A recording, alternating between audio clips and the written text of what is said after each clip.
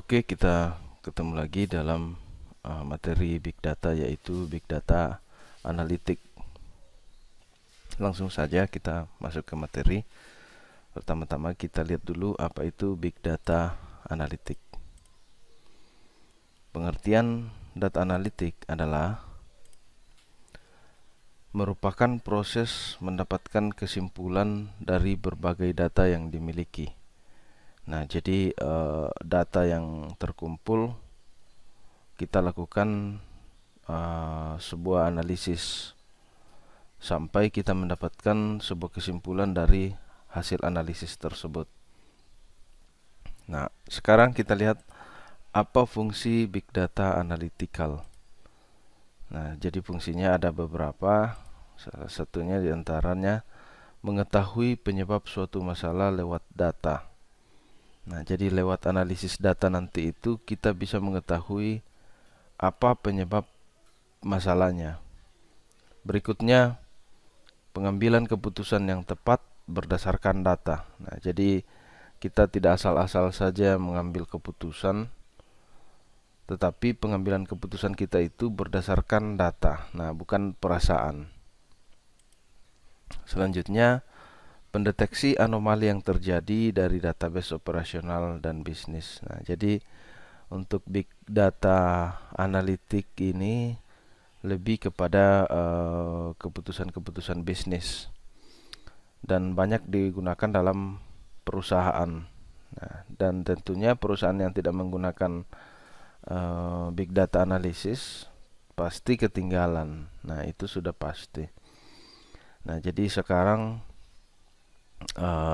kalau dulunya bahkan sampai sekarang ya, dari dulu sampai sekarang yang paling berharga itu adalah emas. Nah, sekarang emasnya bukan lagi emas yang kita lihat secara fisik, tetapi big data itu adalah emas. Nah, jadi yang emas itu bukan hanya emas sekarang, tapi big data itu adalah emas. Nah, jadi kalau kalian pernah dengar bagaimana penjualan data, nah dari situ kita bisa mengetahui bahwa ternyata big data ini adalah uang juga, adalah emas juga.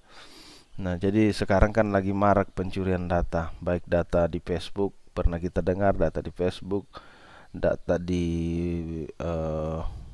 instansi-instansi pemerintah, ya kan? Nah, saya tidak perlu sebutkan ya instansi apa, sampai data itu diperjualbelikan. Nah, pentingnya Big Data Analytical di situ.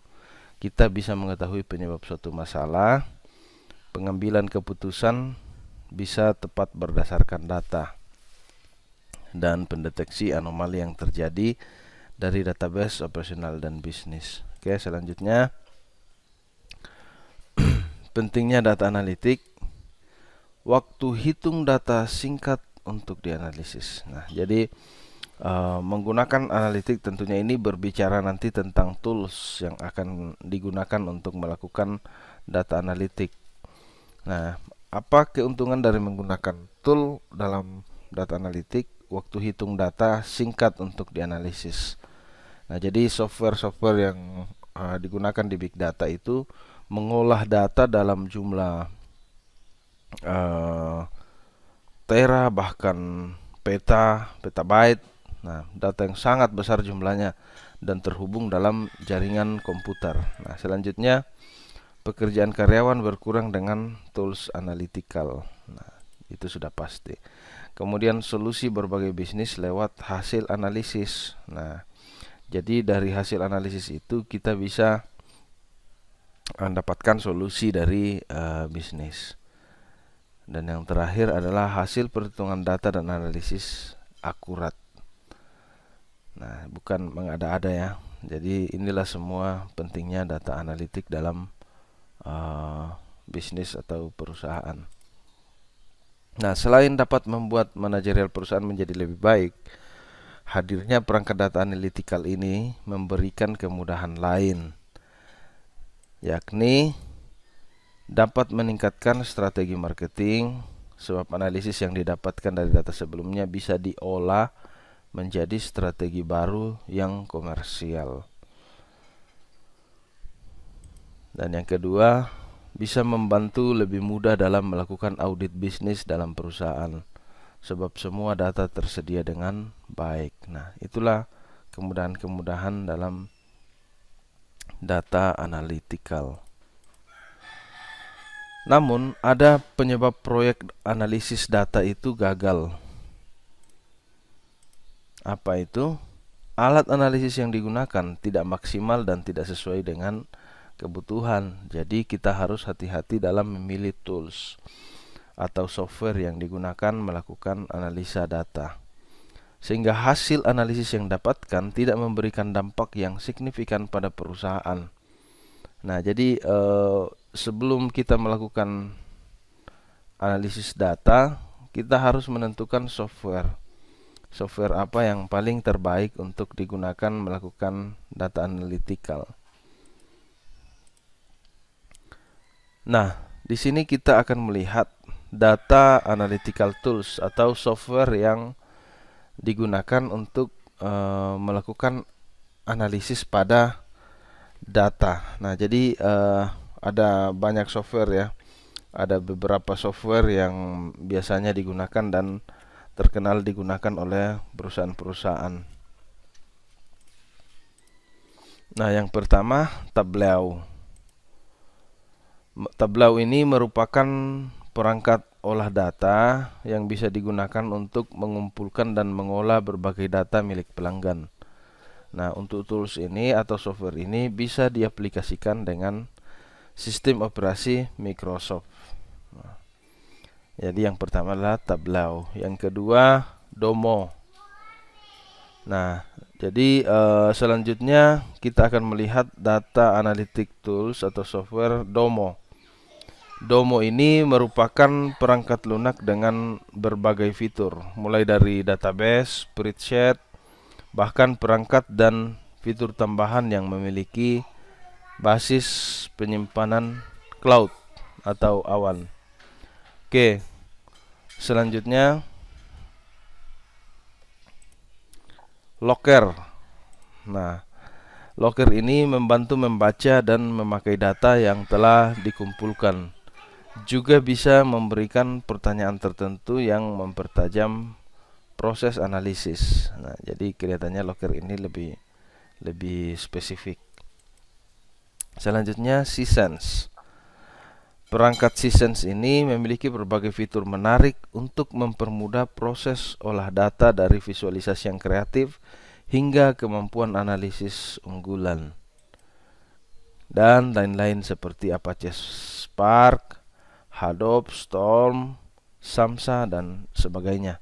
Nah, kita akan lanjut melihat Apache Spark.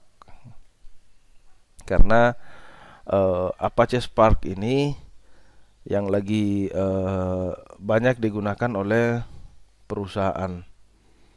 Nah, jadi Big Data Analytic itu saat ini lebih banyak digunakan oleh lebih banyak menggunakan software Apache Spark. Nah, kenapa menggunakan Apache Spark? Karena Apache Spark ini merupakan framework Big Data yang populer. Tentunya kalau aplikasi itu populer, tentunya memiliki keunggulan ya.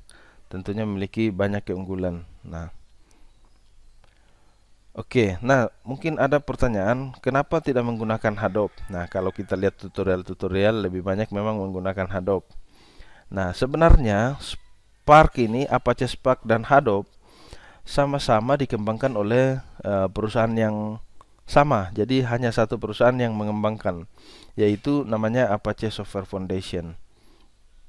Dan perusahaan itu mengatakan bahwa Apache Spark ini memiliki kemampuan bahkan sampai ratusan kali kecepatan dibanding Hadoop. Nah, oleh sebab itu kita lihat tentang Apache Spark.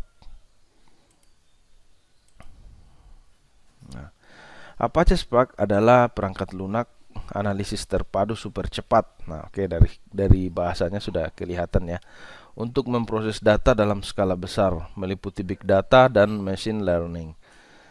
Secara lebih detailnya, Apache Spark dapat didefinisikan sebagai perangkat lunak untuk memproses data dalam skala besar in memory. dilengkapi dengan API pengembangan yang elegan dan ekspresif guna memudahkan para pekerja data dalam mengeksekusi pekerjaan-pekerjaan yang membutuhkan perulangan akses yang cepat terhadap data yang diproses, seperti halnya streaming, machine learning, maupun SQL secara efisien. Nah, kita lihat di sini Apache Spark bagaimana dia berhubungan dengan MySQL, Elastic, Kafka, Redis, MongoDB, Cassandra, Apache HBase, Hadoop, PostgreSQL dan sebagainya. Nah, jadi masih banyak lagi. Nah, tools Apache Spark ini adalah framework big data yang paling populer. Nah, jadi kita lihat dulu perangkat Apache Spark ini. Apache Spark dan Hadoop dikembangkan oleh perusahaan yang sama, yaitu Apache Software Foundation. Apache Spark 100 kali lebih cepat dari Hadoop saat menggunakan RAM, dan 10 kali lebih cepat dari Hadoop saat menggunakan HDD. Lebih dari 1000 institusi menggunakan Spark seperti Yahoo, Intel, Baidu, Alibaba, dan lain-lain. Nah, kalau sudah seperti ini, nah tentunya kalau misalkan kita melihat institusi yang menggunakan sudah sekelas Yahoo, Intel, Baidu, Alibaba, nah tentunya kan kita pasti tertarik ada apa. Nah, oke. Dan yang paling terbaik adalah open source. Nah, Windows mendukung sistem operasi Windows, Linux, dan Mac. Nah, kemudian menyediakan API dalam bahasa pemrograman Java, Scala, Python, dan R. Walaupun secara default dia menggunakan Scala ya, tapi kita bisa menggunakan Python dan R. Nah, menjalankan Spark itu kita membutuhkan Java Runtime Environment versi 8 ke atas, kemudian Python 2.7 atau 3.4 seterusnya ke atas. Begitupun kalau kita menggunakan R, bahasa R, maka kita menggunakan yang versi 3.1 ke atas, atau Scala menggunakan Scala 2.11 ke atas. Nah, oke.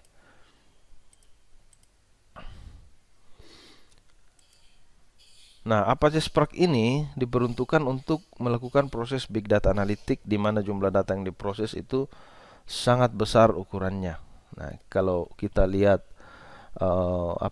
yang data-data dari Facebook itu, bahkan dalam satu hari itu bisa sampai ratusan tera.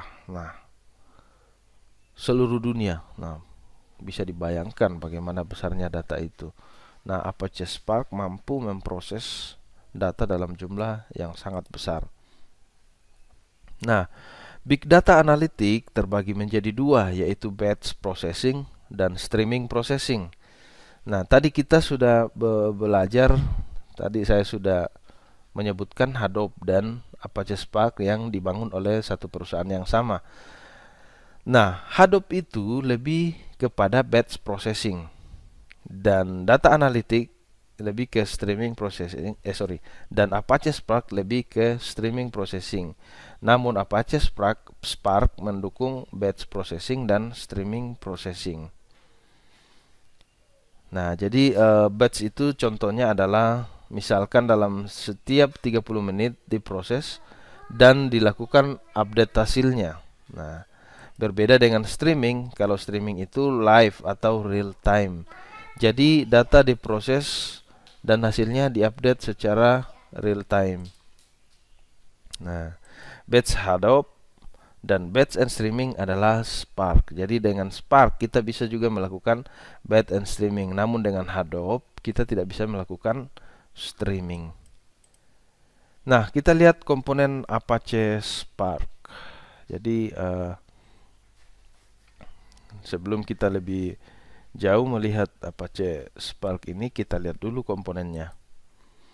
Nah, jadi Apache Spark itu yang memiliki komponen Spark SQL, Spark Streaming, MLlib, dan GrabX. Nah, kita lihat satu-satu. Spark SQL itu adalah komponen yang dibangun yang memperkenalkan skema data baru, yaitu skema RDD yang mendukung tipe struktur data dan semi struktur data. Nah, sedangkan Spark Streaming memanfaatkan kemampuan scheduling atau penjadwalan dengan cepat oleh Spark Core untuk melakukan streaming processing. Nah, jadi ini yang berperan di streaming itu ya, yang live. Nah, Spark Streaming mengambil data dalam mini batch dan mengubahnya ke RDD untuk melakukan proses secara real time. Nah, selanjutnya MLlib atau machine learning di dalam yang dimiliki oleh Apache Spark ya, machine learning library. Yang ini sudah didesain untuk distributed computing. Jadi MLlib ini lebih cepat 9 kali dibanding dengan Apache MahOut. Nah, yaitu framework machine learning dari Hadoop. Nah, 9 sampai 10 kali ya. Kemudian GraphX, framework di dalam Apache Spark untuk memproses graph.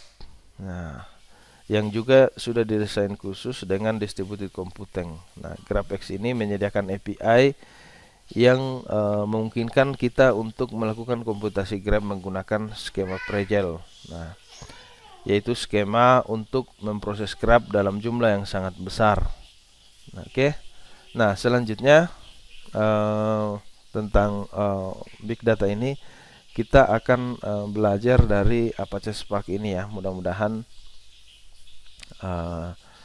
kita cepat sampai ke sana. Nah, selanjutnya kita di pertemuan berikutnya kita akan belajar menginstal Spark ini. Nah, karena agak tidak ada sedikit rumit ya kalau menginstal Spark. Jadi nanti di pertemuan selanjutnya kita akan belajar menginstal Apache Spark. Oke, sampai di sini dulu. Terima kasih.